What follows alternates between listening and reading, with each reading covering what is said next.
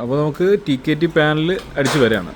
അപ്പോൾ ഇത് അടിക്കുമ്പോൾ ശ്രദ്ധിക്കേണ്ട കുറച്ച് കാര്യങ്ങൾ എന്തൊക്കെയെന്ന് പറഞ്ഞാൽ, ഒന്ന് മാക്സിമം നമ്മൾ ഇപ്പോൾ ഞാൻ ഈ ചെയ്തേക്കുന്ന ബോർഡർ കണ്ടല്ലോ, ഈ ബോർഡർ നമ്മൾ ആദ്യപ്പോൾ തന്നെ കൺസിഡർ ചെയ്തിട്ട് വേണം നമ്മൾ ആ പൈപ്പ് സെറ്റ് ചെയ്യാനായിട്ട്. ഇപ്പോൾ നമ്മൾ വച്ചിരിക്കുന്ന ബോർഡറും നമ്മുടെ പൈപ്പിൻ്റെ എൻഡും കറക്റ്റ് ലെവലാണ്. അപ്പോൾ ആ ലെവല് കണ്ടോ, അപ്പോൾ അത് ആ ബോർഡറിൻ്റെ അളവിനുള്ള അത് സെറ്റാക്കി വരുമ്പോഴേ ആ ഭംഗി നമുക്ക് കിട്ടുള്ളൂ. ഇതിൻ്റെ എഡ്ജ് എപ്പോഴും നമ്മൾ പല സ്ഥലത്തും കണ്ടിട്ടുണ്ട്, ആംഗിൾ മാത്രം വെച്ച് വിടാറുണ്ട്, അതിന് ഇത്രയും ഭംഗി കിട്ടില്ല. അപ്പോൾ ഈ കോർണർ പീസൊക്കെ ഇതേപോലെ വരുമ്പോഴാണ് ആക്ച്വലി ഇതിൻ്റെ ലുക്ക് നമുക്ക് കറക്റ്റായിട്ട് കിട്ടുന്നത്.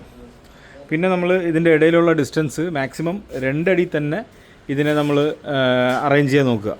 അതായത് ഈ 2 അടിയിൽ കൂടരുത് ഈ സെക്ഷൻ. പല സ്ഥലങ്ങളിലും 3-3.5 അടി വരെ ഈ നമ്മൾ സീലിങ്ങിൻ്റെ ക്ലിപ്പ് ചെയ്യുന്ന, നമ്മൾ സ്ക്രൂ ചെയ്യുന്ന ഏരിയ അത്രയും വരുന്നുണ്ട്. അപ്പോൾ 3-4 സെക്ഷൻ ലാഭിക്കുന്നത് കൊണ്ട് നമുക്ക് വരുന്ന ബുദ്ധിമുട്ടെന്ന് പറഞ്ഞാൽ പെട്ടെന്ന് ഇത് ഇളകി താഴോട്ട് പോരാൻ ചാൻസ് കൂടുതലുണ്ട്.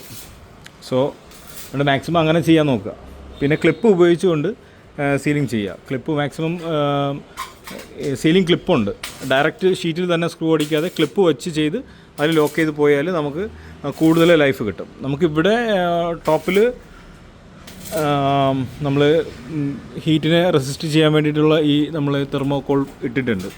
എല്ലായിടത്തും ഇതുണ്ടാവണമെന്നില്ല.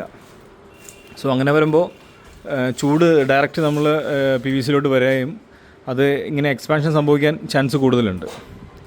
സോ അതുകൊണ്ട് തന്നെ മാക്സിമം നമ്മൾ പറഞ്ഞ സെക്ഷൻ അടുപ്പിച്ചിടുക. പിന്നെ ഈ പറഞ്ഞതുപോലെ ഇതിൻ്റെ ഉള്ളിലുള്ള ക്ലിപ്പ് ഉപയോഗിച്ച് ചെയ്യുക. ഓക്കെ, അപ്പോൾ ചെയ്യുമ്പോൾ മാക്സിമം നമുക്കിത് നല്ല ഫിനിഷിങ് കിട്ടും. എല്ലാ പാനൽസും നന്നായിട്ട് നെരുങ്ങി വരും. അപ്പോൾ തന്നെ കാണാൻ നല്ല ഭംഗിയായിരിക്കും. ഓക്കെ, അപ്പോൾ നമ്മൾ സൈഡിൽ മുഴുവനായിട്ടും